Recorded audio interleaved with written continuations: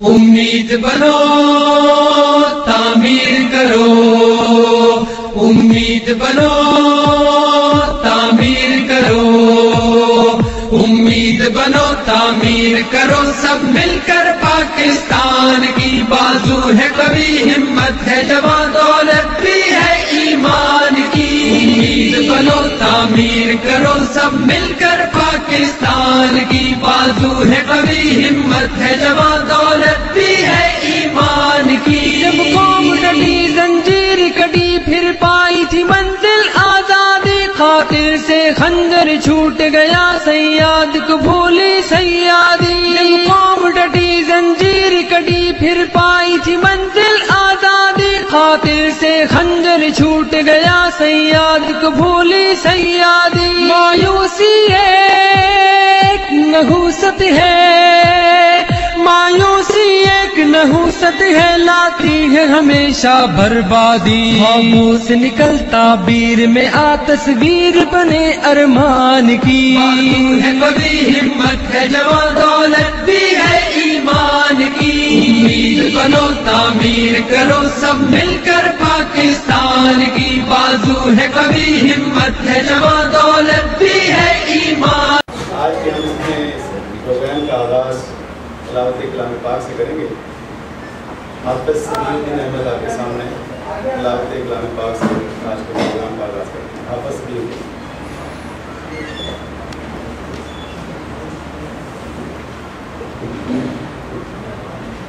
أعوذ بالله من الشيطان الرجيم، بسم الله الرحمن الرحيم، محمد رسول الله والذين معه أشداء على الكفار رحماء بينهم، تراهم ركعا سجدا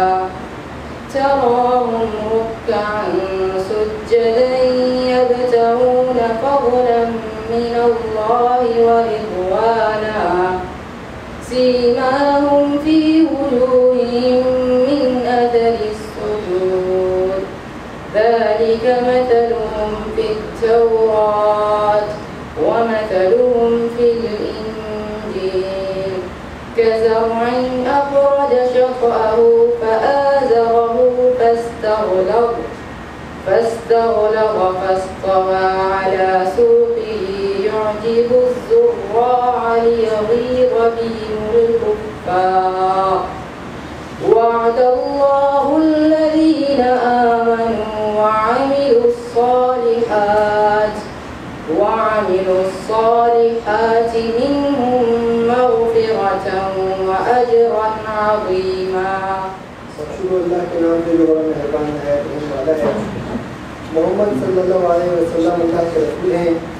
اور جو لوگ ان کے ساتھ ہیں وہ کفار پر سخت اور آپس میں بہت رحیم ہیں۔ تم جب بھی دیکھو گے انہیں رکوع اور سجدے کی حالت میں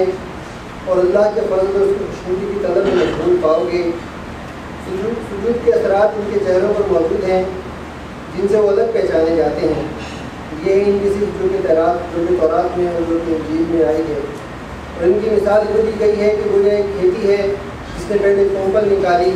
اس کو تقویت دی اور پھر وہ گدرائی اور پھر اپنے تنے پر کھڑی ہو گئی۔ کاشت کرنے والے کسان کو بڑی گھڑی معلوم ہوتی ہے اور کفار ان کے تنے کھولنے پر جلتے ہیں۔ اس گروہ کے وہ لوگ جو ایمان لائے ہیں اور جنہوں نے نیک عمل کیے، اللہ نے ان سے مغفرت اور بڑے اجر کا وعدہ فرمایا ہے۔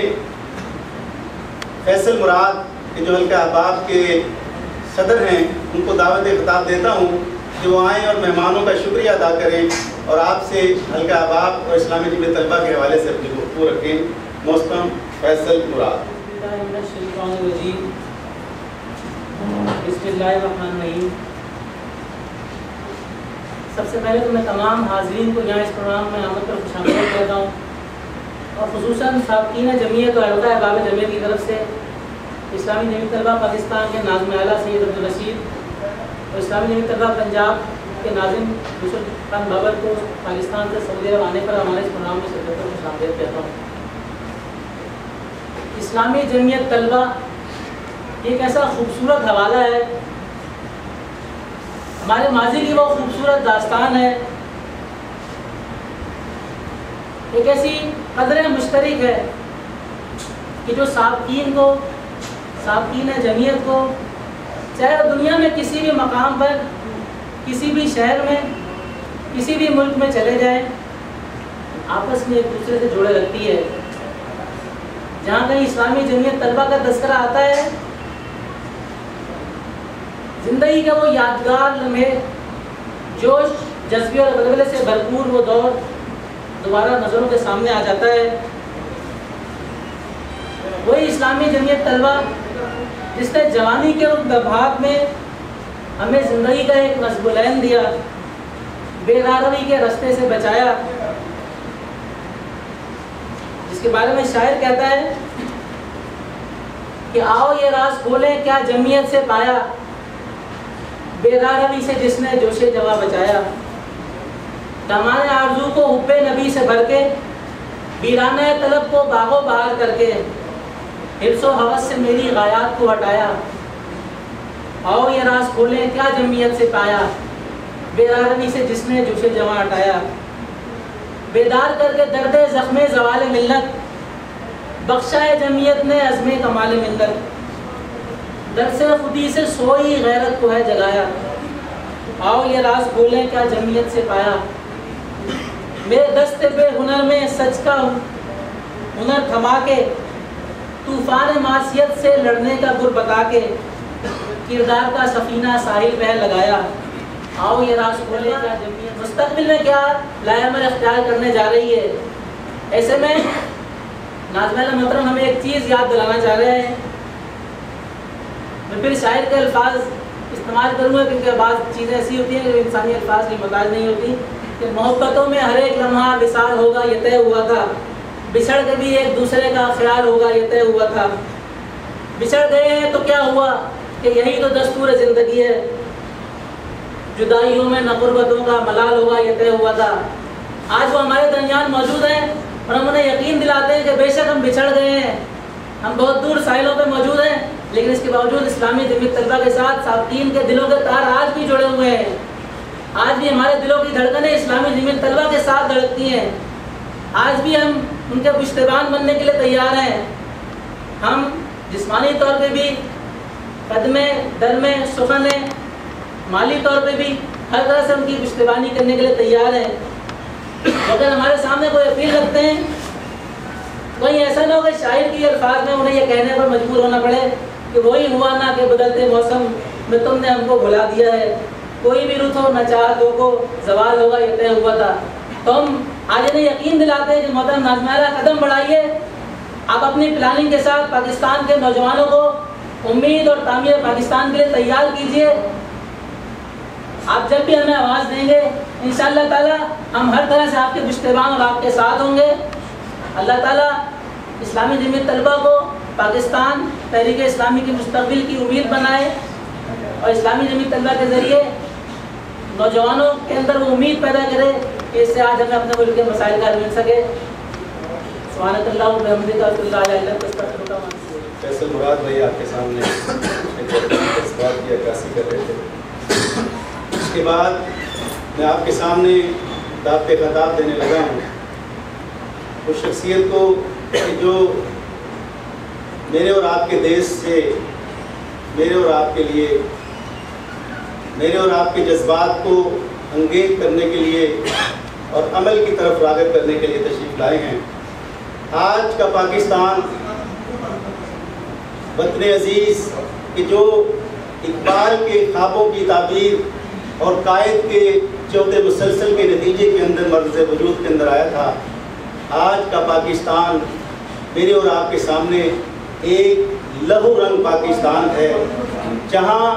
نہ امن ہے نہ آشتی ہے۔ وہ آپ کے سامنے ایک سالہ اجتماع عام کی بات کرنے آئے ہیں کہ ان حالات کے اندر وہ پورے پاکستان کے طلبہ کو کھڑا کرنا چاہتے ہیں اور پورے پاکستان کو کھڑا کر کے یہ بات ثابت کرنا چاہتے ہیں کہ پاکستان کے اندر اگر بد امنی ہے تو امن لایا جا سکتا ہے، پاکستان کے اندر اگر بد کردار لوگ قیادتوں کے اوپر موجود ہیں تو ان کو ریپلیس کر کے اچھے کردار کے لوگوں کو لایا جا سکتا ہے، اور اس کے لیے انہوں نے عزم کیا ہے اور اس تحریک کو وہ لے کر اٹھے ہیں کہ جس کا میرے اور آپ سے بھی تعلق ہے۔ میں اور آپ بھی اس تحریک کا حصہ رہے ہیں۔ آج اس موڑ کے اوپر، اس نازک مرحلے کے اوپر مجھے اور آپ کو ان کا ساتھ بھی دینا ہے اور ان کی آواز کے ساتھ لبیک بھی کہنا ہے۔ میں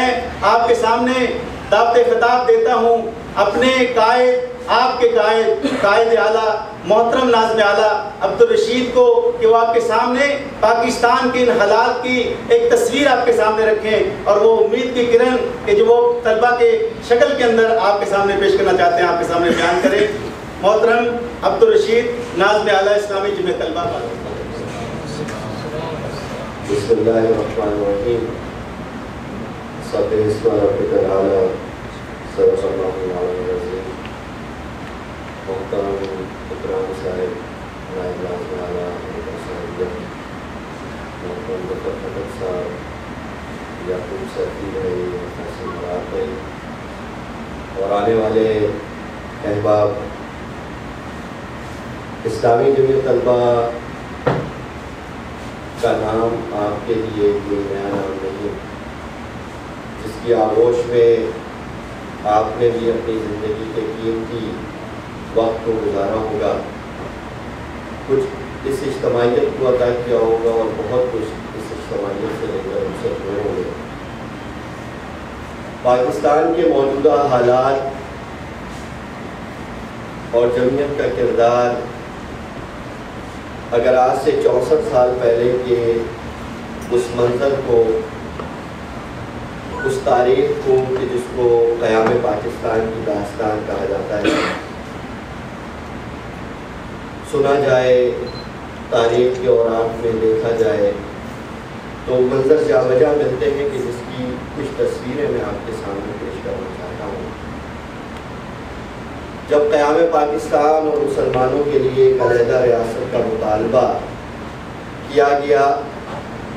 تو اس جد و جہد کے کرنے والوں نے اس سرزمین کا مقصد، مطلب لا الہ الا اللہ محمد رسول اللہ قرار دیا، اور جب غیور مسلمانوں کو یہ صدا دی گئی کہ پاکستان کا مطلب کیا لا الہ الا اللہ، تو تاریخ نے وہ داستان رقم کی کہ جو آج بھی مسلمانوں کے ضمیر کو جھنجھوڑنے کے لیے کافی ہے۔ کسی محبت کرنے والی ماں کو کسی نے آ کر یہ بتایا کہ تمہارے جوان سال بیٹے کو سرِ راہ ذبح کر دیا گیا۔ محبت کرنے والی ماں نے یہ پوچھا کہ میرے بیٹے کا قصور کیا تھا؟ بتانے والے نے بتایا کہ تمہارا بیٹا بر صغیر کی گلیوں میں یہ نعرہ لگاتا ہے کہ بٹ کے رہے گا ہندوستان، بن کے رہے گا پاکستان۔ پاکستان کا مطلب کیا؟ لا الہ الا اللہ۔ محبت کرنے والی ماں جس کے سامنے جوان بیٹے کا لاشا موجود ہے، وہ آسمان کی طرف نگاہیں اٹھاتی ہے، رب کا شکر ادا کرتی ہے اور یہ اعلان کرتی ہے کہ میرے ایک بیٹے نے محمد کے دین پر قربانی دی ہے تو میرے گھر میں اور بیٹے بھی موجود نہیں رہیں گے، وہ بھی اس تحریک میں شامل ہوں گے۔ کسی غیور مسلمان نوجوان کو کسی نے آ کے بتایا کہ تمہاری جوان سال بہن کی عصمت دری کر لی گئی ہے، عزت لوٹ لی گئی ہے۔ اس بھائی نے یہ پوچھا کہ میری بہن کا قصور کیا ہے؟ بتانے والے نے بتایا کہ وہ ہندوستان کی گلیوں میں یہ نعرہ بلند کرتی ہے کہ بٹ کے رہے گا ہندوستان، بن کے رہے گا پاکستان، اور پاکستان کا مطلب کیا؟ لا الہ الا اللہ۔ اور پھر اللہ رب العالمین نے قربانیوں کے بے شمار داستانوں میں کہ جن میں ماؤں کی کوکھیں کاٹی گئی،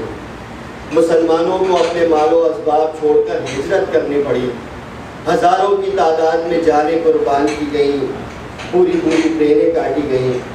اور لوگ اس زمین پر سجدہ ریز ہونے کے لیے کہ جس کو اللہ رب العالمین کے کلمے کے لیے حاصل کیا گیا، جس کے لیے علامہ اقبال رحمۃ اللہ علیہ نے یہ خواب دیکھا اور اس کی